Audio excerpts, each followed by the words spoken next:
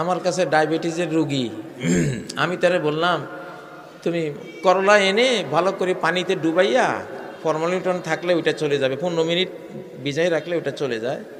তারপরে এই করলাটাকে ব্লান্ডার কইরা রস নিয়া, ওই রস সাথে তেলাকুচা পাতা নাকি কুচিলা পাতা, একই নাম, তেলাকুচা বা কুচিলা পাতা, ওই পাতার রস নাও, নিয়া নিম পাতার রস একটু মিশাও, 3 রস মিলাইয়া সকালে একটু খাও।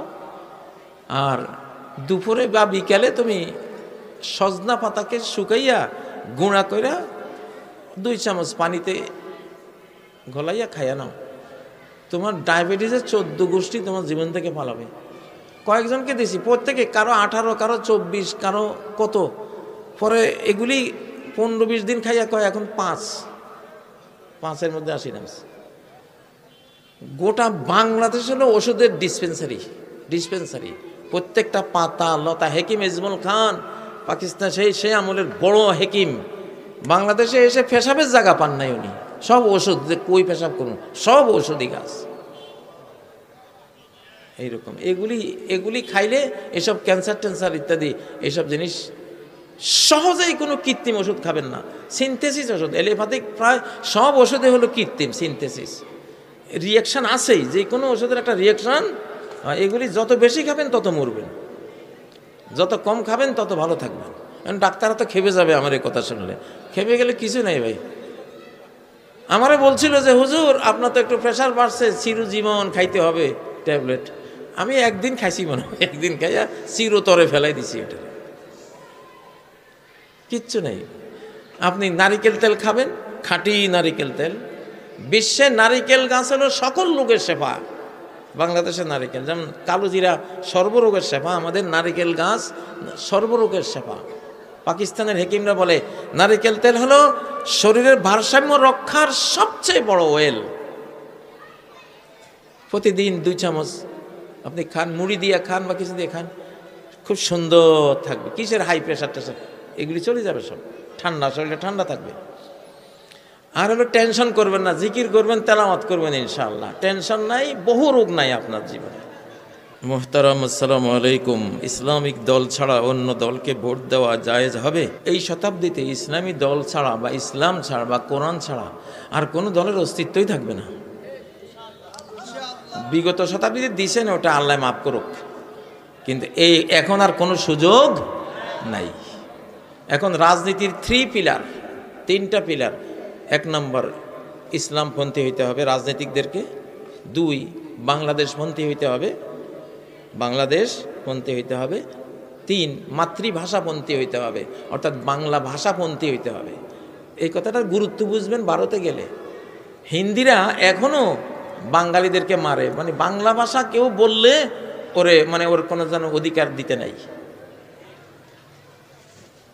হিন্দুস্তানে বাংলাভাষীদের কোনো কদর নাই, কোনো মর্যাদা নাই। আল্লাহ তাআলা এই ভাষাভাষীর উপর একটা রহমতের নজর দিয়েছেন এই 24-এ। এটা এলহামি, এই 3টা পয়েন্ট এলহামি। আল্লাহ তাআলা জানাইছেন যে বাংলাদেশে যদি আগামী 50-60 বছর কেউ রাজনীতিতে সফল হতে চায়, 3টা পিলার লাগবে। 1, ইসলামপন্থী হইতে হবে, ইসলামী আইন কানুন দিয়া, ইসলামী অনুশাসন দিয়া সে দেশ চালাবে।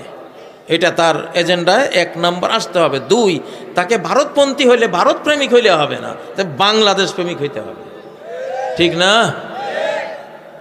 যদি কোনো ভারতের দালাল ধরা পড়ে সামনে, এমন দিন আইতে আছে, তোকে যে কি কিয়ামত হয় বাংলাদেশে তোরা দেখবি। কোন সচিবালয়ে কোন ভারতের দালাল আমরা রাখবো না ইনশাআল্লাহ। কোন সরকারি সংস্থা কোন দালাল রয়ের এজেন্ট থাকতে পারবে না, অসম্ভব কথা। জ্বালাইয়া কয়লা করে ফেলাইছে আমাদের। ঠিক না বে ঠিক? যন্ত্রণা, অপমান, অপদস্থ। জাকির নায়েক ওনাদের নাকি মামলা আছে, যে মামলার না কোনো শুনানি হইল, না কোনো রায় হইল, কিচ্ছু হইল, উনি আসলে নাকি ওনাদেরকে দিয়ে দিতে হবে। আর তোরা যে আমাদের 45,000 অপরাধী তবু ওইখানে জামাইয়া ধরে রাখছ, ওয়ান্টেড বিচার হয়ে গেছে, সেটাও দেয়ার ব্যাপারে কত রকমের তাল বাহানা শুরু করছে। ঠিক না বে ঠিক? এগুলি এই যুগে আর চলবে না ইনশাআল্লাহ। সাপ কথা, কুল্লুম খোলা কথা। ঠিক না? একটা ছেলেও একটা মেয়ে রিলেশন না রিলেশন রিলেশন ভাই ওইটা গত শতাব্দীর জিনিস ছিল, ওটা বিদায় হয়ে গেছে। এখন ম্যারেজের দিকে যাও, রিলেশন বাদ। আল্লাহ কোরআন এটা বলে না যে তোমাদেরকে আমি রিলেশনের জন্য বানাইছি, প্রেমিক প্রেমিকা বানাইছি, এটা কয় নাই। কি কইছে? ও খালাকনাকুম আজওয়াজা, তোমাদেরকে স্বামী স্ত্রী জোড়া করে বানাইছি।